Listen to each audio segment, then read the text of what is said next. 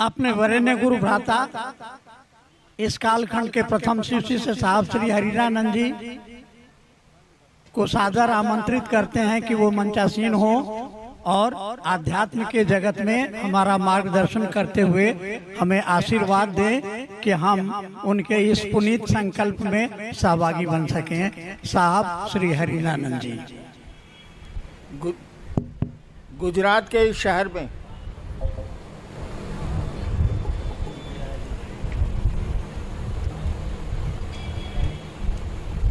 आपने आयोजन किया शिव गुरु महोत्सव का, और मेरा सौभाग्य कि मुझको यहाँ आने का अवसर मिला, सुअवसर मिला।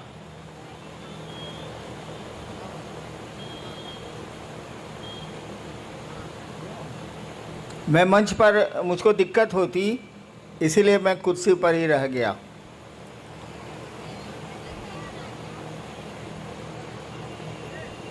अब शरीर बूढ़ा हुआ ना भाई, 72 में घुस गया मैं, 72। 1990 से शिव कार्य हमने शुरू किया था बिहार की राजधानी पटना शहर से। वहाँ मैं दंडाधिकारी था पटने का।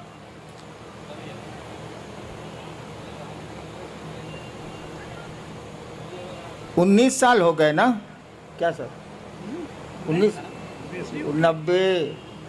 29 साल हो गए, 29 साल हो गए।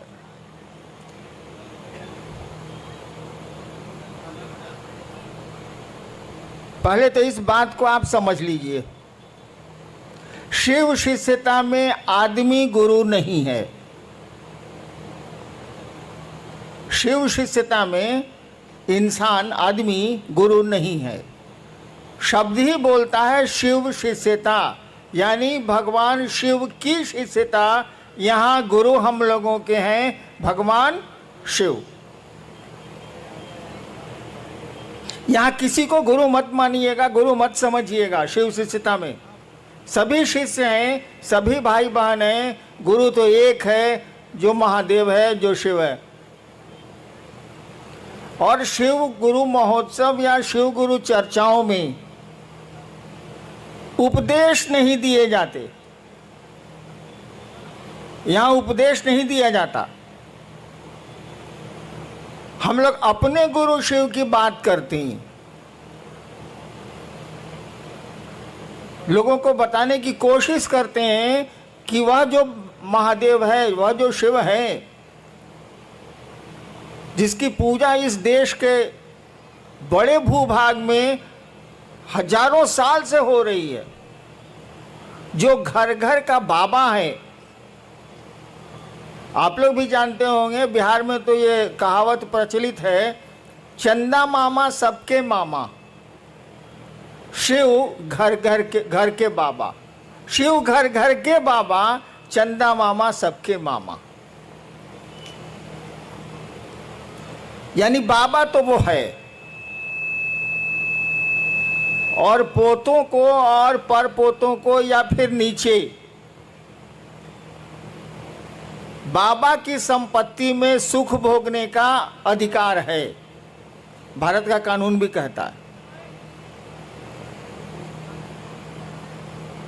और हम लोग ले भी रहे हैं, हवा उसकी, जमीन उसकी, पेड़ उसके, नदियां उसकी, समुद्र उसके, सब कुछ उसका, हम उसके, तो भोग भी रहे हैं। हमने कहा कि उसी बाबा से सीखने की कोशिश करो, तो उसी महादेव से सीखने की कोशिश की जाए। मैंने कोशिश की थी, आपको मंडल सर ने बताया कि 15 साल तक मैं भी बचपन से भटकता रहा। मेरे फादर एसडीओ थे, उनको ख़राब लगता था कि बच्चा मेरा, बड़ा बेटा है, श्मशान में घूमता रहता है। 15 साल भटकने के बाद तरह तरह की क्रिया, तरह तरह के लोग, तरह तरह के साधु, तरह तरह का घोरी। अफसर का बेटा था, छूट तो इतनी थी ही, और सम्मान भी था। एक दिन स्मशान में बैठ के मैं सोच रहा था कि इतने साल तो मैंने बर्बाद कर दिए, पढ़ाई भी छूटी, पढ़ाई में मन कम लगेगा, रात भर मसान में कोई रहेगा तो पढ़ेगा क्या हो।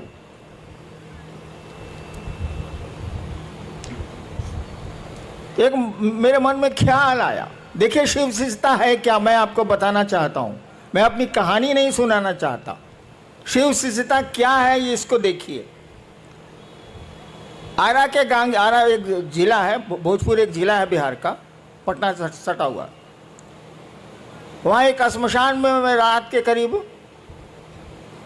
12-1 बजे बैठ के सोच रहा था, नदी थी, बैठ के सोच रहा था। श्मशान तो अंधेरा होता ही है, कोई आदमी होता नहीं। मेरे दिमाग में एक बात आई कि गुरु भगवान होता है तो ये भगवान गुरु काहे नहीं है। बस एक बात आ रही है और कुछ नहीं हो रहा है, मेरे आसपास कोई कुछ नहीं है। नदी है सामने, श्मशान का सन्नाटा है, अंधेरा। मेरे दिमाग में एक बात आ रही है, सभी कहते हैं कि गुरु भगवान होता है तो ये भगवान गुरु काहे नहीं। और हमने सोचा कि अब हम भगवान को गुरु बनाएंगे। अकेले बैठ के हम सोच रहे हैं भगवान को गुरु बनाएंगे। 1974, शायद बहुत लोग उसमें उस समय पैदा भी नहीं होंगे आप लोग। मैं पटना यूनिवर्सिटी में कानून का विद्यार्थी था, लॉ का।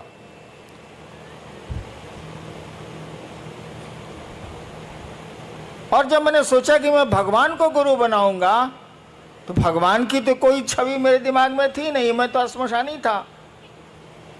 मेरे पिताजी मेरी माँ को कहा करते थे, वो बिहार के टॉपर थे, मेरी माँ को मेरे पिताजी कहा करते थे, अब दोनों नहीं है,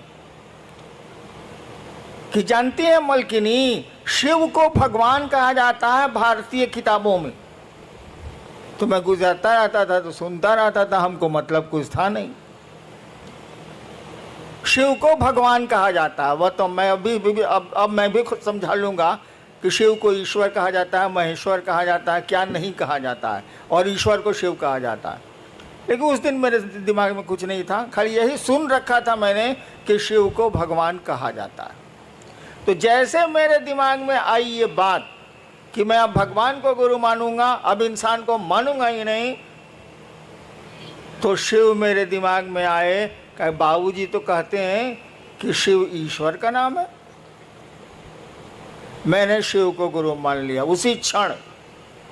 नवंबर का महीना था, देखिए आज 30 नवंबर भी है, तिथि तो याद नहीं है, यही महीना था वो। और यहाँ तो ठंड पड़ती नहीं है, उस इलाके में थोड़ी ठंड आ गई।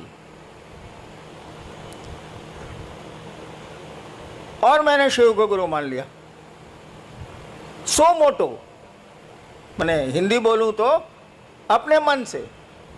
किसी ने हमको नहीं बताया, ना मैं जानता था कि शिव गुरु है, मुझे कुछ पता नहीं था, मैंने मान लिया। आगे की घटनाएं तो बहुत लंबी चौड़ी हैं। मैं ये आपको सुनाना चाहता हूं कि मात्र एक ख्याल, मात्र एक विचार मेरे मन में उठा था 1974 के नवंबर में। मैं कॉलेज का विद्यार्थी था और उस ख्याल पर मैं खड़ा रह गया, उस विचार पर मैं खड़ा रह गया। और आगे की घटनाओं ने ऐसा मोड़ दिया। आपको तो विश्वास भी है शिव पर। मैंने तो क्रिया खाई थी कि 3 काम मैं नहीं करूंगा। आप आसमान से उतरेंगे जैसा फोटो में दिखते हैं, मैं आपसे कुछ नहीं सीखूंगा। आदमी के रूप में आइएगा और कहिएगा मैं ही महादेव हूं, मैं आपसे कुछ नहीं सीखूंगा। और उसी समय ये क्रिया भी हम खाए थे। और तीसरी शर्त मैंने बनाई थी कि जब गुरु ही बदल लिया, जब मास्टर मेरा बदल गया, तो पहले का मास्टर साहब का पढ़ाई कौन सी पढ़ना है। और मैंने छोड़ दिया, छोड़ भी दिया, उसी क्षण से छोड़ दिया। आगे की घटनाओं ने मुझको 8 साल में बताया। 8 साल तक मैं चुप रहा, किसी से कुछ नहीं बोलता था। अरे डिप्टी कलेक्टर था, ये काम करना ही है, कचहरी जाना ही है, ये करना वो करना, वो करता था। अपनी पत्नी को छोड़ के मैंने किसी को नहीं कहा कि मैंने शिव को गुरु माना। 8 साल तक मैं चुप रहा। मुझको लगता था कि आदमी धोखा देगा तो उसको पकड़ के चारों गाड़ियों देंगे, सारा ये महादेव धोखा देगा तब क्या करेंगे, इसलिए मैं बोलता ही नहीं था कि ना बोल पे नहीं करेंगे। और मंडल सर ने बताया कि जब मैं मधेपुरा में मजिस्ट्रेट था और पुराने मित्र मेरे शमशानी आए मिलने के लिए, तो उन लोगों ने कहा कि हमको मालूम है। हम कह रहे साला हम तो जानबे ना, हम किसी को बोल भी नहीं किए, इसको कैसे मालूम है कि शिव गुरु है। तब उन लोगों ने बताया कि किताब में तो लिखा हुआ है कि शिव गुरु है। तब माथा पीटा, जब किताब में लिखा हुआ है कि शिव गुरु है, घर में लइका, नगर में ढिढोरा, साला महादेव घर घर का बाबा है, और तब कहाँ बहुआ रहे हैं लोग भाई। अपने बाबा को गुरु मानेंगे, देखेंगे पढ़ाता है कि नहीं पढ़ाता है, नहीं पढ़ाता है तब कहेंगे कि साला नहीं पढ़ाता है, लेकिन वो पढ़ाता है, वो गुरुओं का गुरु है। जगत गुरु शास्त्रों ने उसको कहा है, विश्व गुरु कहा जाता है शिव को।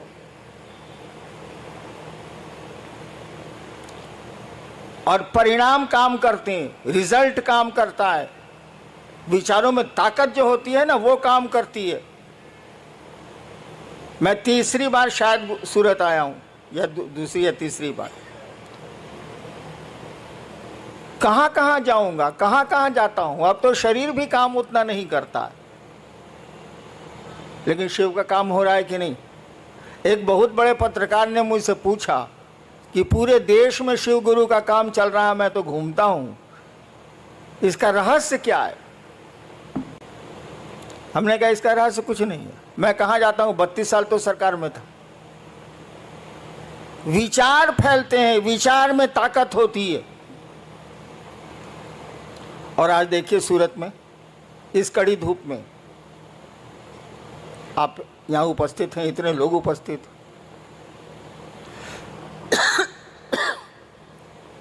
आइए देखते हैं कि आपने लिख के क्या भेजा है। ज़्यादा देर बोलूँगा तो मैं 4 महीने से बीमार हूँ, इसे बीच में ब्रेक दे रहे हैं। देखते हैं आप क्या लिख के भेजे हैं। जी आर.के. यादव इच्छापुर सूरत से, इनकी जिज्ञासा है कि रांची से नमः शिवाय करने के लिए बल दिया जा रहा है, क्या यह सही है? यदि सही है तो नमः शिवाय कैसे किया जाए, कृपया बताने की कृपा की जाए। शायद आर.के. यादव जी को मालूम नहीं है, लिखे हैं रांची से। रांची में पागल खाना भी है।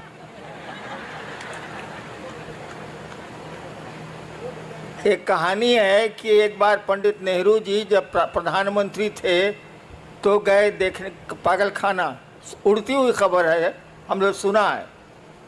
पंडित नेहरू जी जब प्रधानमंत्री थे भारत के तो गए कांके पागल खाना देखने, भारत सरकार का है ही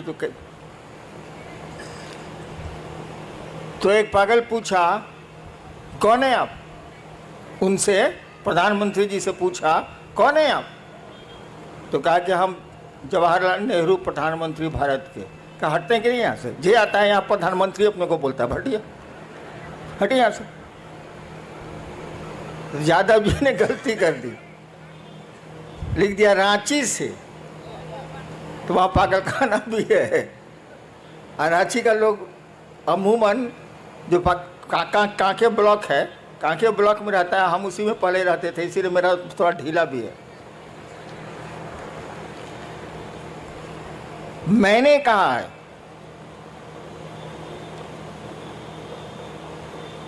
कि आपको नमः शिवाय करना चाहिए। आज तक तो सिस्टम रहा है कि मंत्रों को गोपनीय रखा गया, लेकिन शिव शिष्यता में क्या गोपनीय रखा जाए, हमको बताइए आप। वो जगत का गुरु है, जगत के एक एक आदमी को ये अधिकार है कि उस शिव को बिना किसी के परमिशन के वो अपना गुरु बना सकता है। विश्व गुरु है वो। तो उसकी चीजें कैसे गोपनीय रह सकती हैं? जिसके 5 चेला हो वो ना गोपनीय रखेगा, जिसका संसार ही चेला बन सकता है वो क्या गोपनीयता? तो हमने कहा कि आप नमः शिवाय करें, इस पंचाक्षर को करें आप, इससे आपके लौकिक कष्ट भी कम होंगे और थोड़ा मन भी आपका शिवगामी होगा, शिव की ओर चलेगा। नमः शिवाय करने का तो 2 ही तरीका है। एक, आप किसी माला पे कर सकते हैं 108 बार। दूसरा, सांस प्रश्वास भी एक माला है। माला कई तरह की होती है, कमल गट्टे की भी होती है, रुद्राक्ष की भी होती है, किसी चीज़ की हो सकती है, तुलसी की भी होती है। सांसों की माला भी माला ही है। हमारी आपकी सांस चलती है ना, ये 24 घंटे में 27,600 बार चलती है, जैसा मुझको याद है। यानी सांसों की भी माला है। सांसों की माला पर मंत्रों का आवागमन, मंत्र आए और गए, आवागमन देखा जाता है।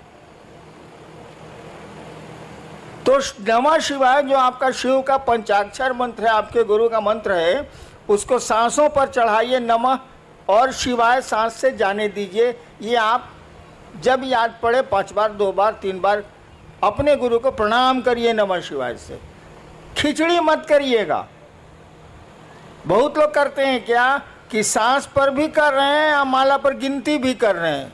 मैंने स्टेशन जाने के लिए एक टांग रिक्शा पर रखे, एक टांग बस पर रखे, साले चितरा नहीं जाएगा। आप बताइए, हमको अभी स्टेशन जाना है, कल जाना है स्टेशन, हम एक टांग रखें टेम्पो में, एक टांग रखे बस में, तो मेरा क्या हाल होगा? अरे कोई एक ही सिस्टम ना अप्लाई कीजिएगा। जब मन करे आप टेम्पो से जाइए, मन करे बस से जाइए, दोनों पर एक के साथ कैसे चढ़िएगा? ठीक उसी तरह से सांसों पर अगर मंत्रों का जप होगा, उसकी गिनती नहीं होती। गिनती तो किसी की नहीं होती। रुद्राक्ष के माला की भी गिनती नहीं होती, क्योंकि गिनती किया हुआ है, तो गिनती कुछ कर रहे हैं। अरे भैया 108 बार माला में डाला हुआ है ये बीड्स, जिसको अंग्रेजी में कहते हैं दाना, तो उसको गिनती कौन सी कर रहे हैं? नमः शिवाय 108 बार, वो तो गिनती किया हुआ है। सांस आपकी गिनती की हुई है, जो 24 घंटे में इतनी ही बार चलेगी। तो गिनती नहीं करनी है, न माला पर गिनती करनी है, न सांस पर गिनती करनी है। अरे नमः शिवाय करना है। तो माला और सांस की खिचड़ी मत बनाइएगा। एगो टांग टेम्पो पर, एगो टांग बस पर, ये माफिक चलबे नहीं बाबा, ये नहीं चलेगा। माला पर करिए, स्वतंत्र रूप से करिए, सांस पर करिए, स्वतंत्र रूप से करिए, और करिए तो माने मंत्रों में शिष्यानुभूति पढ़िएगा, मैंने लिखी है। मंत्रों में भाव प्रवेश आवश्यक है। यानी आप नमः शिवाय किए, सोच रहे हैं खिचड़ी पकी कि नहीं पकी, ये तो मंत्र जप नहीं हुआ। नमः शिवाय किया तो सोचिए कि अपने शिव को, नमः शिवाय का मानी क्या है? शिव को प्रणाम। नमः शिवाय किया तो सोचिए कि शिव को प्रणाम आपका मन कर रहा है। सोचिए, शरीर नहीं झुकाना है, हाथ नहीं उठाना है, मन आपका शिव को प्रणाम कर रहा है। दोबारा फिर नमः शिवाय करिए तो सोचिए कि मन आपका शिव को प्रणाम कर रहा है। इस तरह से 108 बार करिए। इस तरह से सांसों पर जपिए। सांस पर जपिएगा तो याद पड़ जाएगा, उसमें दिक्कत नहीं है। लेकिन माला पे, माला जैसे कीजिएगा, खिचड़ी याद आने लगेगी, चोखा याद आने लगेगा, अचार याद आने लगेगा। इसीलिए सोचिए कि नमः शिवाय का अर्थ होता है शिव को प्रणाम। आपका मन शिव को प्रणाम करे तब नमः शिवाय का अर्थ हुआ, नहीं तो नमः शिवाय का क्या अर्थ? नेक्स्ट। मुंबई से भाई उर्वेश, इनकी जिज्ञासा है कि शिव भगवान और शिव गुरु में क्या अंतर है? कोई अंतर नहीं है। भगवान शिव और शिव गुरु में क्या अंतर है? महाकाल और महादेव में क्या अंतर है? अघोरेश्वर और शिव में क्या अंतर है? अरे एक ही सत्ता के कई काम हैं, इसीलिए कई नाम हैं। सत्ता तो एक ही है। मैं ही हूं, मैं एक हरिनारायण। मैं सरकार में ज्वाइंट सेक्रेटरी भी था, गाड़ी भी अच्छी चलाता हूं, पिस्टल भी बढ़िया चलाता हूं, तो आप कहेगा कि एक बार मैं गया था सीवान, तो गाड़ी खुद चला रहा था, एटीएम था उसमें पटना में सीवान, गाड़ी बैक कर रहा था, बाजार का दिन था, कुछ महिलाएं थी, हमको कोई चिंता, गांव कितना जाते हैं हम। तो पीछे से किसी महिला ने कहा, ए ड्राइवर साहब लौको तो नहीं खे। हमारा साथी बगल में बैठा हुआ था कि ए बॉस, आपको तो एडीएम से ड्राइवर बना दिया, तो जैसा काम कीजिएगा वैसा ही नाम न होगा। तो शिव गुरु और शिव भगवान शिव या कोई शिव का जो रूप है, सभी रूप उन्हीं के हैं, उसमें कोई फर्क नहीं पड़ता है, काम अलग अलग है, सो दिमाग में रखिएगा। गुरु से मांगिएगा तो जो चीज़ आपको आपके लिए गड़बड़ हो जाएगी भविष्य में वो नहीं देगा। महादेव से मांगिए तो लोक की शक्ति दे दिया ना, रहा न कोई रोवन हरा।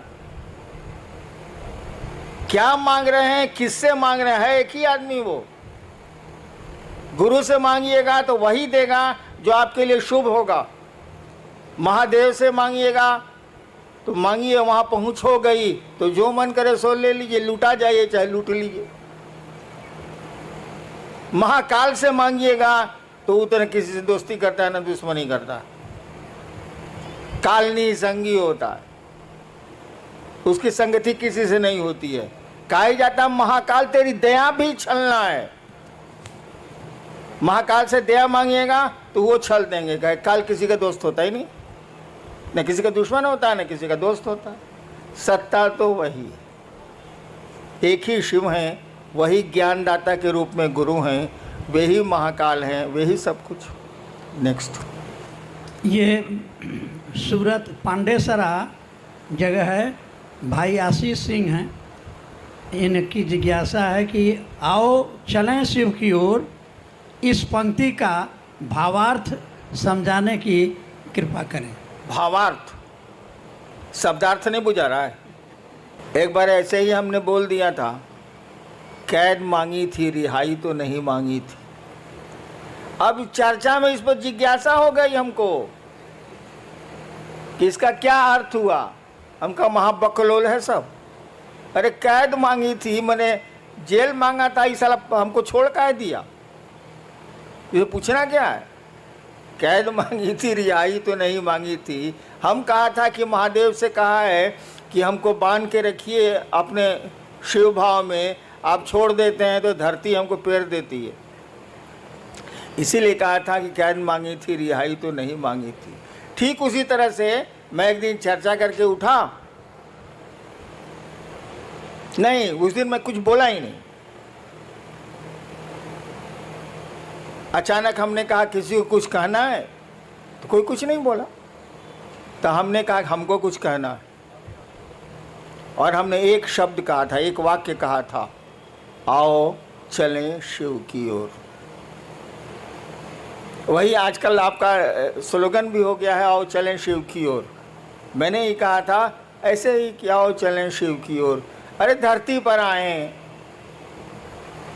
यहाँ से जाना है ही, यहाँ बहुत सारा काम करते ही करते हैं हम लोग। एक काम और करें कि मन को समझा लें कि चलो शिव की ओर यार, कहाँ फंस गए हो। दुनिया में रहो जरूर, लेकिन दुनिया के राह हो के राह मत जाओ, बहुत खराब स्थिति है। तो आओ चलें शिव की ओर, इसका भावार्थ बहुत गूढ़ है, बहुत गूढ़ है।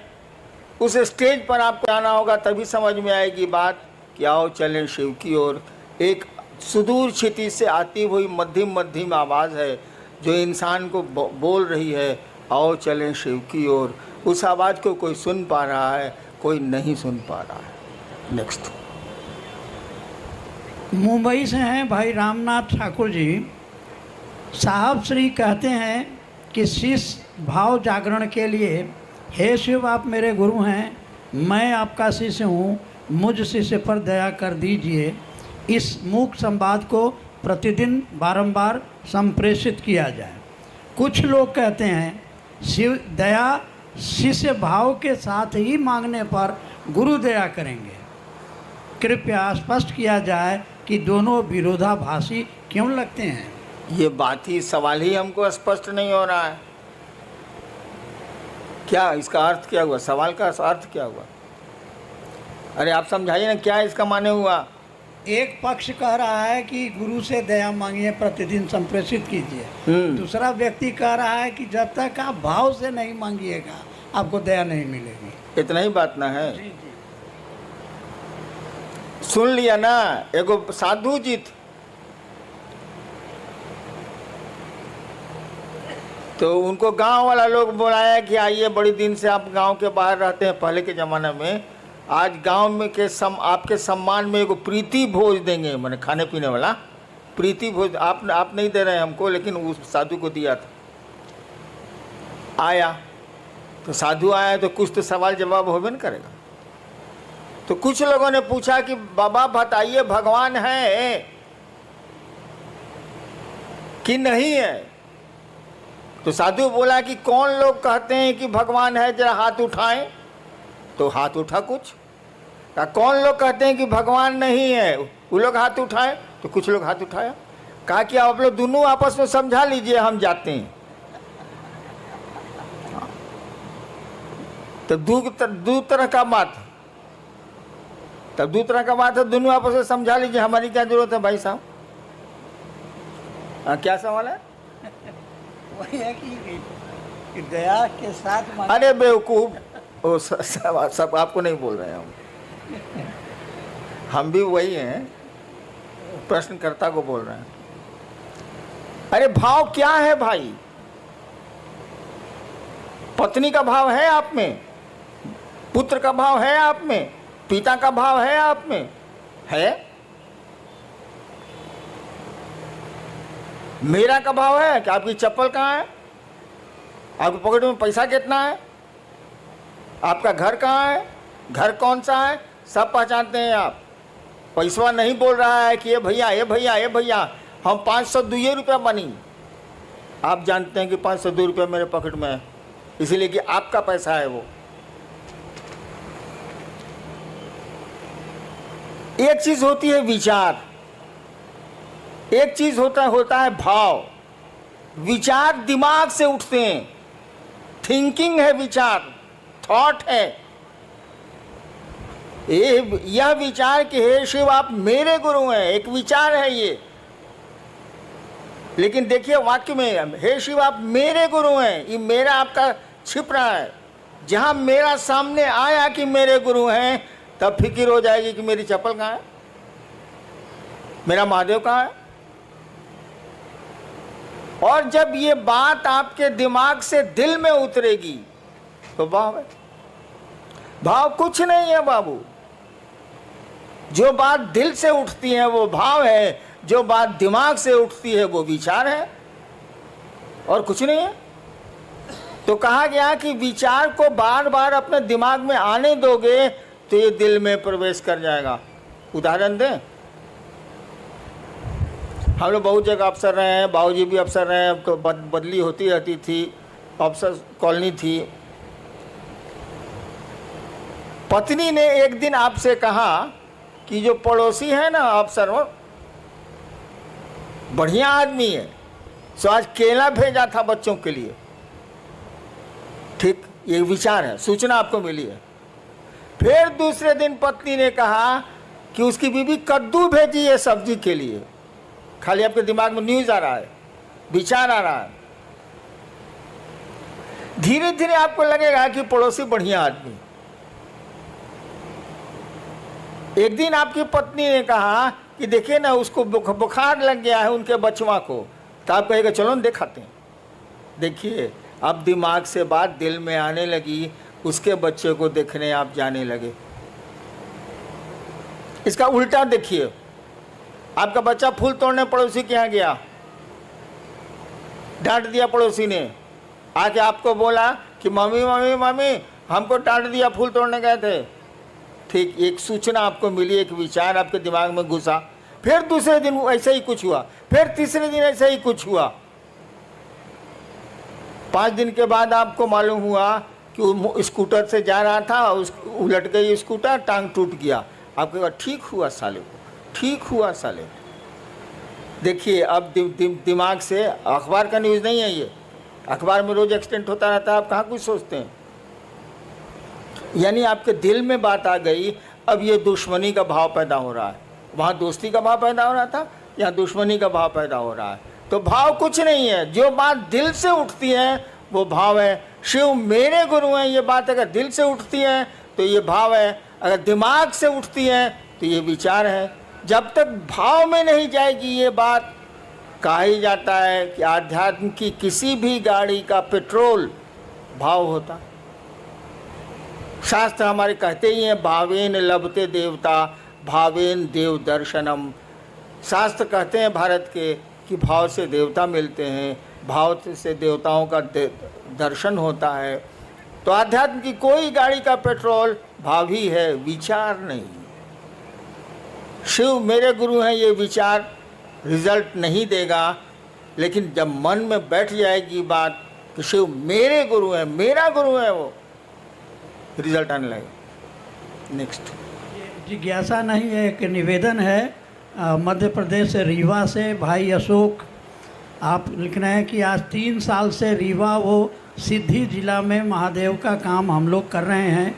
एक तरफ से शिव को गुरु मान रहे हैं और एक तरफ से लोग छोड़ रहे हैं। हम लोग आशीर्वाद लेने आए हैं कि रीवा व सिद्धि में महादेव का काम बढ़े। साहब आशीर्वाद।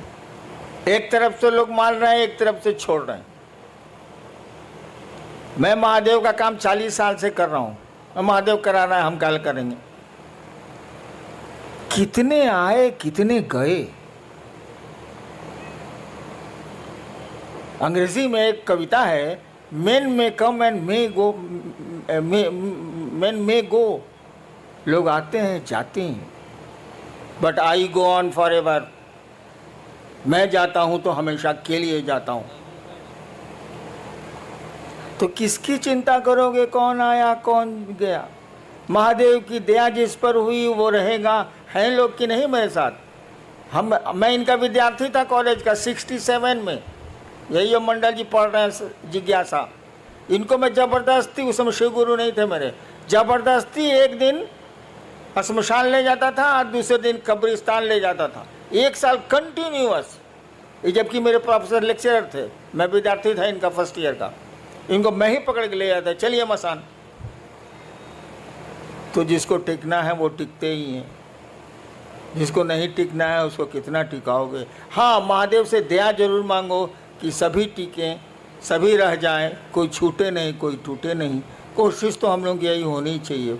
करो, आगे बढ़ो। भाई मनोज सिंह है सूरत से।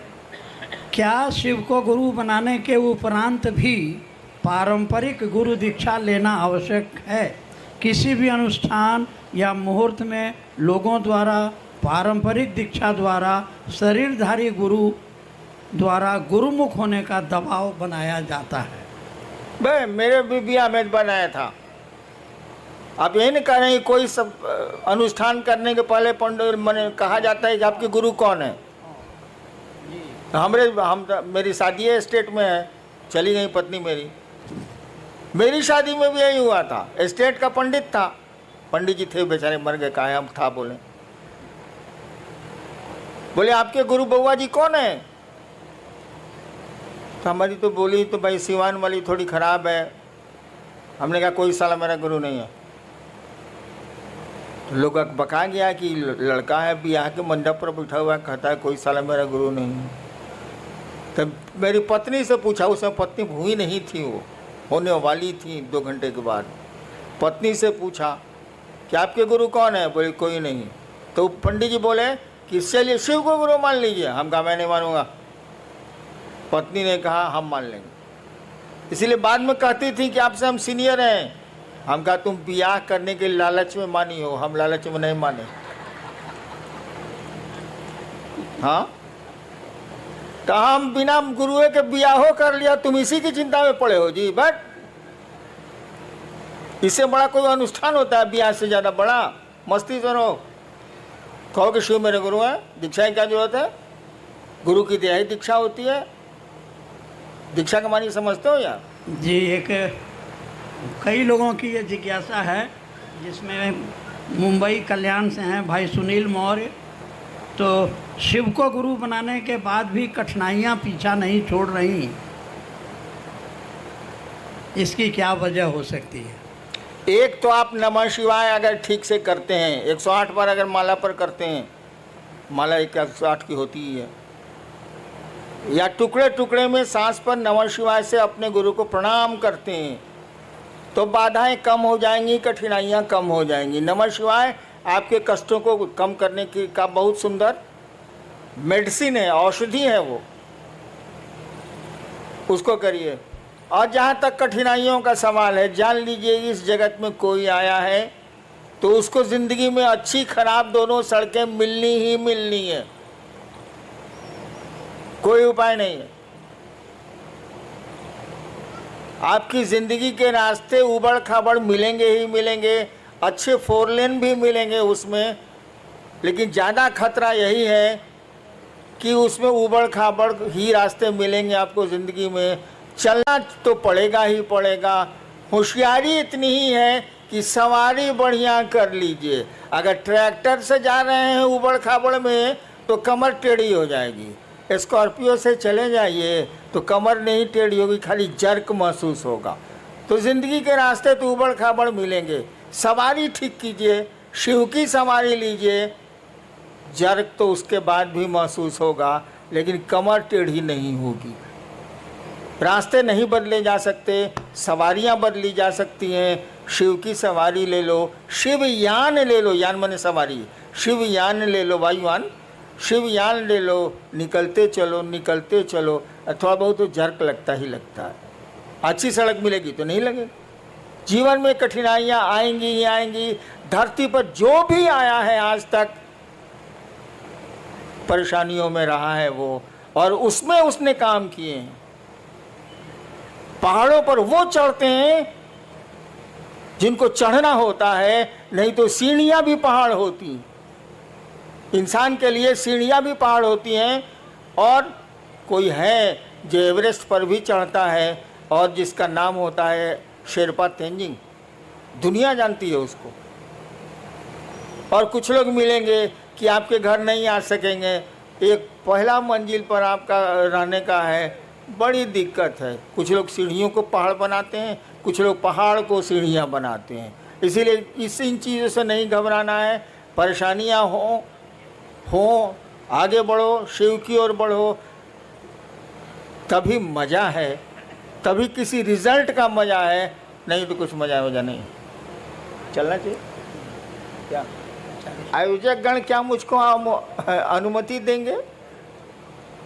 चलिए भाई, सूरत का ये शिव गुरु महोत्सव, बैठिए आप लोग। एक मेरी दिल की इच्छा बताता हूं आपको, शायद पूरी हो पाए या नहीं, आप कर पाए कि नहीं। सूरत में मैं शिव की सूरत देखना चाहता हूं, उस महादेव की।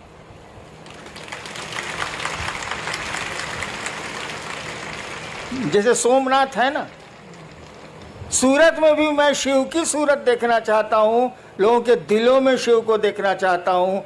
आप मदद करें, आप सहयोग करें, महादेव दया करें। आपको प्रणाम। भजन शुरू करो, आभार करो। शिव गुरु कारवां के माध्यम से हमसे जुड़ने वाले, हमें देखने वाले आप सभी से मेरा अनुरोध है कि हमारे वीडियो को लाइक करें, शेयर करें और हमारे चैनल को सब्सक्राइब करें। मिलते हैं आपसे अगली वीडियो में। आप सबके चरणों में मेरा प्रणाम।